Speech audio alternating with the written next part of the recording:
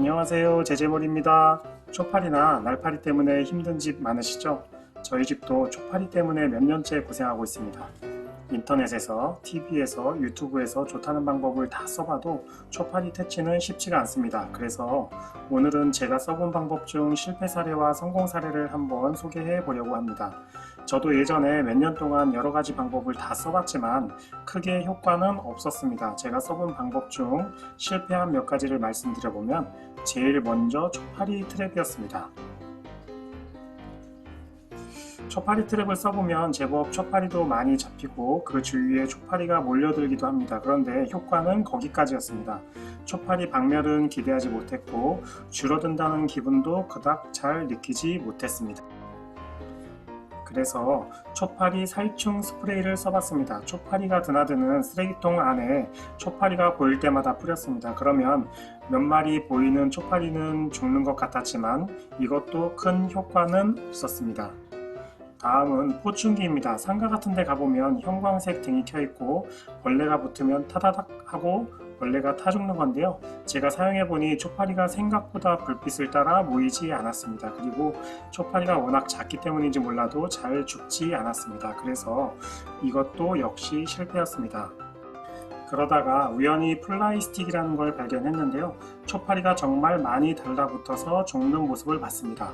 플라이스틱이면 초파리를 박멸할 수 있을 것 같은 기분이 들었습니다. 그런데 초파리를 잡는 숫자보다 초파리가 늘어나는 숫자가 더 많은 기분이 들었습니다. 그리고 결정적인 단점이 있었는데요.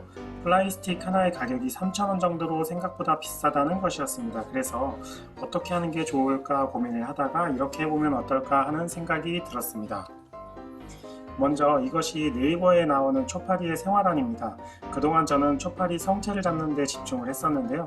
문제는 몇 마리 안 되는 성체가 살아남아서 한 번에 수백 개의 알을 낳으면 알에서 부화하여 애벌레가 되고 애벌레가 번데기가 되었다가 다시 초파리 성체가 수백 마리가 되고 그 수백 마리의 성체가 또 수천 개의 알을 낳는 생활안을 반복할 수 있다는 것이었습니다. 아마도 그래서 초파리를 제대로 잡을 수 없었는지도 모르겠습니다. 이 악의 순환고리를 끊는 가장 좋은 방법은 초파리가 알을 낳고 애벌레가 되고 번데기가 되고 성충이 되는 환경 자체를 없애면 가장 좋을 것입니다. 가끔 초파리가 없는 집에 가보면 집에서 음식을 아예 안 해먹는 집이 있습니다. 집에 초파리가 먹고 살 음식이 없으니 초파리가 번식을 못하게 된 것 같습니다. 그렇다고 우리가 집에서 음식을 안 해먹을 수는 없습니다. 그렇더라도 최대한 초파리가 서식할 수 있는 환경을 줄이고 깨끗하게 관리하고 쓰레기를 자주자주 버리고 쓰레기통을 청소하면 좀 더 효과를 볼 수 있지 않을까 생각합니다. 그리고 여기에 더해서 제가 사용하고 있는 방법을 설명드리겠습니다. 저는 성충과 애벌레를 동시에 잡기 위해 두 가지 방법을 동시에 사용하고 있는데요. 그 이유는 성충을 잡아서 수백 마리 알을 낳는 것을 막고 애벌레가 성충이 되는 것을 막으면 효과적으로 초파리를 박멸할 수 있지 않을까 하는 생각에서였습니다. 먼저 성충을 잡기 위해 플라스틱과 비슷한 종류인 파리 끈끈이를 사용했습니다. 인터넷에 찾아보시면 여러 종류의 끈끈이를 다양하게 판매하고 있는데요. 저는 개인적으로 하우스 농사 지으시는 농업인들이 주로 쓰시는 하우스 끈끈이 트랩을 사용했습니다. 한 상자에 이런 끈끈이 트랩이 50장 정도 들어있고 양쪽 면을 다 사용할세니 100장과 같은 효과입니다. 가격은 11,000원 정도로 비교적 저렴한 편입니다. 사용 방법도 중요한데요. 초파리가 주로 많이 보이는 곳 벽면에 붙이거나 뚜껑 위에 올려놓으면 좋습니다. 초파리가 하루 종일 날아다닐 수는 없으니 언젠가는 앉아야 할 것이기 때문에 초파리가 날아다니다가 쉬려고 앉으면 그때 트랩에 붙어서 죽게 되는 것입니다. 그러면 상당수 성충을 잡을 수 있습니다. 성충 한 마리가 100개의 알을 낳는다고 가정하면 성충 10마리를 잡았을 때 알 1000개를 잡은 효과가 있는 게 아닌가 싶습니다. 먼저 쓰레기통입니다. 쓰레기통은 쓰레기통 뚜껑 위에 이렇게 붙이는 게 가장 효과가 좋았습니다. 그리고 초파리가 많이 붙은 끈끈이의 반대쪽 커버를 뜯은 후 쓰레기통 안에 넣어 놓습니다. 그러면 쓰레기통 안에 있는 성충과 밖에 있는 성충을 모두 효과적으로 잡을 수 있습니다. 다음은 재활용품 분리수거 장소입니다. 여기는 끈끈이를 올려놓을 공간이 없어서 벽에 붙여 놓았습니다. 이렇게 하면 벽에 붙어 쉬려고 했던 초파리들이 많이 잡히는 것을 볼 수 있습니다. 사실 보기에는 좀 지저분하기는 한데요. 어차피 분리수거통 뒤에 있어서 잘 보이지 않으니까 괜찮은 것 같습니다. 그 외에도 초파리가 서식할 만한 베란다 화분 주위, 화장실 등에도 설치해 두시면 좋습니다. 다음으로 유충을 잡는 것입니다. 유충은 사실 너무 작아서 눈에 잘 보이지도 않습니다. 그런데 제 생각에 유충이 분명 바닥을 기어다니면서 먹이 활동을 할 것으로 보여집니다. 그래서 저는 초파리가 많은 곳에 있는 쓰레기통과 그 주변에 초파리 살충 스프레이를 듬뿍 뿌렸습니다. 먼저 쓰레기통입니다.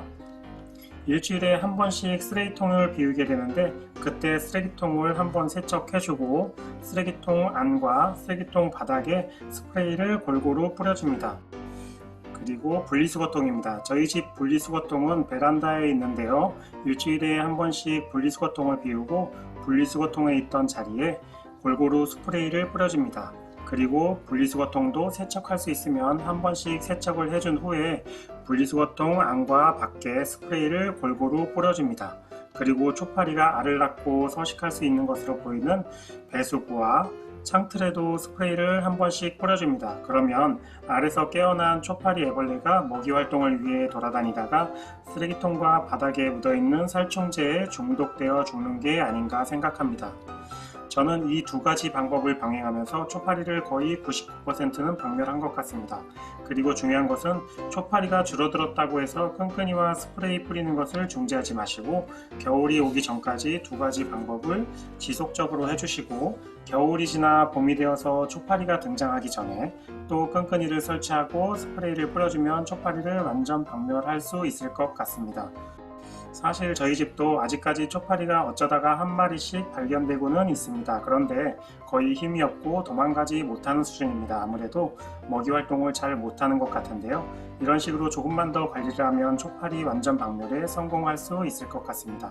오늘 이 동영상을 보시는 분도 혹시 관심이 있으시다면 제가 해본 방법을 한번 응용하셔서 비슷하게 해보시면 효과가 있을지도 모르겠습니다. 끝까지 시청해 주셔서 감사합니다.